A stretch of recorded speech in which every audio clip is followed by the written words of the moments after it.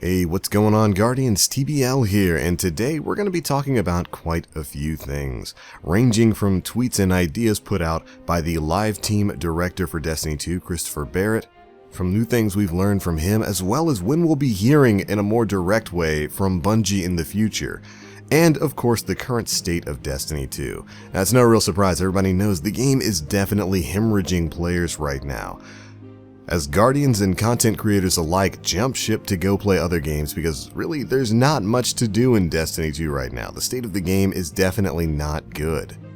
But as part of the ongoing feedback and lines of communication we've had, we've learned about a couple of things that are going to be changing soon and when we'll be hearing next from Bungie, and of course what we'll be hearing about.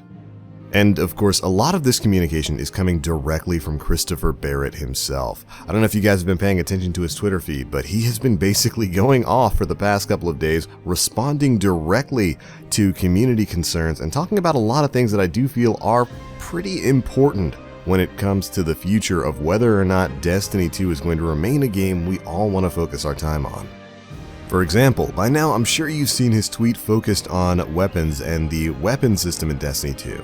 Which stated, Destiny 2 needs more weapons that matter, both in power and the hunt to acquire them. Exotics need to live up to their name. The most skillful or visceral weapons like snipers, shotguns, and fusion rifles need to return to glory. We're on it. Now, a lot of people took that as a very positive step forward, possibly even meaning we might be going back to the older classic Destiny weapon system of having a primary, a secondary weapon, and a heavy weapon or a power weapon as they're called in Destiny 2. I'm not sure if that's completely going to be the case. We'll have to see moving forward, but that kind of communication is exactly the sort of thing players were looking to hear from Bungie right now, just maybe in a more official standpoint. But we've heard some other things that are certainly of interest from Chris, including the possible return of even more exotics from Destiny 1. Now, this is something that isn't too surprising to me when we saw that Jade Rabbit, Hard Light, and Telesto, when those guns were coming back. I had a feeling that we'd be seeing a few more in the future. And it looks like that might be the case. Chris was asked on Twitter if there were going to be any more returning exotics from D1, to which he said, yes, new exotics are of course a higher priority, but we'll be bringing back some old favorites too. And this made me happy because, of course, if you saw that previous video I made about D1 content returning to D2, I think it's all but inevitable at this point that we'll be getting some of the activities, worlds, and items from Destiny 1 back in D2. It's good to hear a little bit of confirmation on that point. It's also great to hear that they're prioritizing working on newer content, newer weapons, newer armor pieces, before bringing back some of the older ones, because of course we want all new stuff in this game. Whenever you get a sequel, you always want brand new things, but it's neat to know that we're going to be getting some old stuff back. Now, what those old exotics are, I've no idea. There's certainly a lot that I would like to see. I'd love to see stuff like Hawkmoon or The Last Word make their way back into Destiny 2, but of course we're just going to have to see as we move forward.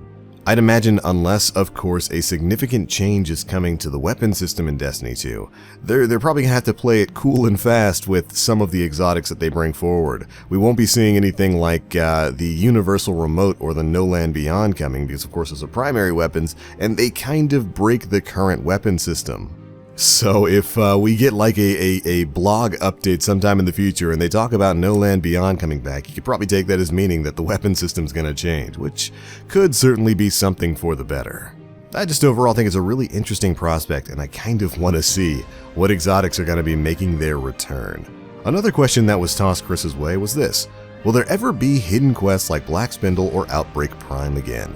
Those types of quests are non-existent in D2 and they were brilliant. If you'll remember, back in D1 at the Taken King, we got our first real taste of this, with guns like the Sleeper Simulant, which was of course time-gated, but it was something that whipped the community into an absolute fervor as they tried to figure out how to get this hidden exotic. And then, even more hidden exotics like the Black Spindle quest, which was tied to a daily heroic version of a story mission, and it was extremely missable if you weren't paying attention. These hidden quests were fantastic in D1. They added a bit to the lore and just the overall feel of earning something strong, and they have been, for the most part, lacking in D2. Well, thankfully that seems to be changing, as Chris made a very quick, succinct response of, yep, that kind of stuff will be returning in Destiny 2.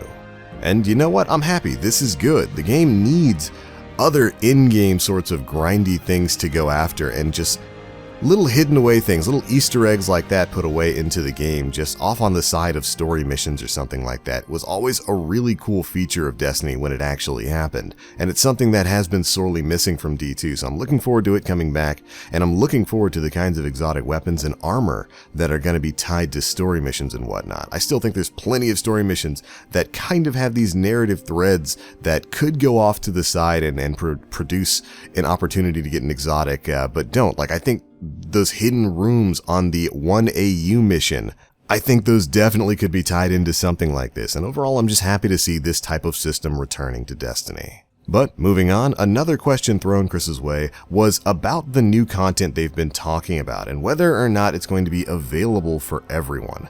There's kind of a big concern that a lot of the quality of life changes discussed in that big development blog update a week or two ago were going to be tied to the upcoming spring DLC. Well, Chris is here to put your fears to rest, as he states all of the features outlined in the development update will be free to all players. So stuff like Masterwork Armors, Mods 2.0, and the changes to PvP and all of that are going to be available to everybody who owns Destiny 2. There's not going to be any sort of DLC-backed lockout this time around, and that's something I'm definitely thankful for. They've already got to keep the players that are still playing the game. No need to lock any more people out of any quality of life changes. And finally, in a rather interesting exchange, Chris was asked a bit about why we can't dismantle all the shaders in a single slot. To which he responded this: "We'll be posting an article explaining the technical challenge and why we haven't fixed it, along with when you can expect a solution," hinting at the fact that even something that we would consider simple, like deleting a pack of shaders, obviously takes a bit more coding behind the scenes than we might expect. And apparently in the future, we'll be getting our own article explaining exactly why it hasn't happened yet. This is the kind of thing I want to see moving forward for Bungie, even if it's for individual issues like this, talking about it, telling us exactly what's going on, what the hardships behind the scenes are, and if you got to post an article or two to tell us why we can't mass delete shaders, do it. Because right now, I do believe the most pivotal thing, the most important thing that Bungie can do in order to help stop the shedding of players for their game, to help save Destiny 2, is simply to communicate the changes that are coming. That big blog post we got from Chris a week or so ago was definitely a good step forward, but in my opinion, even with all of the good things it talked about, it missed probably the most important bits of information that we need to hear. And those are, of course, sandbox changes. Now, of course, those kinds of changes are up to the sandbox team, and communication from them needs to be as good as it is from Christopher Barrett right now. But I do believe that is probably the single most important thing Bungie needs to do moving forward. Even if it's, stuff that isn't concrete, even if it's stuff that might possibly not even make it into the game, just they can put a little asterisk in front of it and say, hey, this stuff isn't final. The final product could be completely different. We could not have any of these changes at all, but this is what we're looking at changing. This is what we're testing behind the scenes. Players right now, they want a reason to play this game. They want this game to be rewarding, and they want to feel powerful, and they want great weapons and great armor like what we had in D1, and I do believe Bungie understands that. They have to at this point. And I truly do believe that behind the scenes they are having these sorts of conversations. I just think that moving forward, especially when it comes to sandbox changes, stuff like the weapon system, the mod system, what buffs and nerfs are coming to weapons legendary and exotic, what they're doing to the armor system to make it a little bit more worthwhile and a little bit closer to what we had in Destiny 1, what they're doing with ability cooldowns to make you feel more powerful, that kind of stuff, those kinds of conversations that they're having behind the scenes, they should probably be talking to the community about right now. And I believe that the faster they get to this level of communication when it comes to the sandbox team and sandbox changes, the better. As a matter of fact, whenever they make this article talking about the change to shaders, I would love to hear a little something about what's going on with the sandbox for Destiny 2. Because that's probably the biggest thing that needs changing, and it's the one thing we haven't heard anything about. But alright Guardians, there you go. That's it for this quick question and answer session being held by Christopher Barrett on Twitter. I'm going to be keeping my eyes tuned to his Twitter feed because he's really putting out a lot of great information and he's interacting one-on-one with the community. The dude's almost acting like a community manager. Imagine that. But overall, I am looking forward to some exotics returning to D2 along with some new exotics being added. Hopefully, we'll see some of that stuff by the time the spring DLC comes around. But before any of that, I do believe the most important thing is for us to learn about how exactly the game's going to be changing by the time that DLC comes around, if it's going to be changing. I'd imagine a lot of the changes that need to happen with Destiny, changes to the armor system, the mod system, the weapon system, those are probably bigger changes that we won't be seeing until later this year, maybe during the Taken King style expansion that we'll get for D2. But I'm also very excited to hear about exotic quests, those hidden quests coming back into the game. I love the Outbreak Prime quest. That was probably one of the most creative things Bungie has ever done in a video game. So that kind of stuff, both for new exotics and for old, I do believe is very important for the game. That kind of content, especially in the next big content release, there needs to be a lot of things for people to do. There needs to be a lot of things for people to grind for, and that stuff that they're grinding for does need to be way more meaningful than it is right now. Because all of this, of course, is leading to the question of why do you play Destiny 2? A lot of people don't have a reason to play it, and you've been seeing them shed players and content creators like crazy, especially in the past few weeks. And it does lead to the question of why we're still covering content for Destiny 2. And personally, on my own personal channel, I'm not so married to Destiny 2 that moving away from it would really hurt too badly. But I like covering Destiny 2. I enjoy bringing news and information about this game and guides for this game for people because I love the Destiny franchise. I absolutely love Destiny 1, and I'm trying my absolute hardest to love Destiny 2 just as much. But it's got a lot of problems right now, and those problems definitely, they can be solved. I do believe that. I do believe Bungie has the tools and the knowledge and the ability to give us a game that we want to play. After all, these are the same people who made Destiny 1, and I feel like they threw away a lot of the lessons and a lot of the things that they learned from D1 while making D2.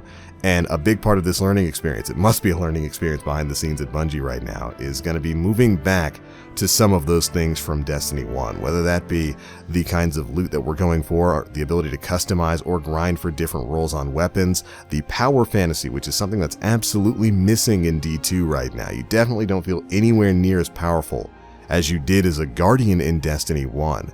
All of those are big lessons that hopefully Bungie is learning and applying to the game right now.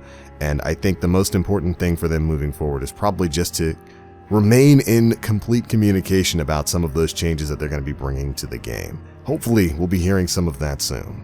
But alright, Guardians, that is it for this one. What do you guys think of all this stuff? Are you psyched to hear about D1 exotics returning to the game? Which D1 exotics are you looking for?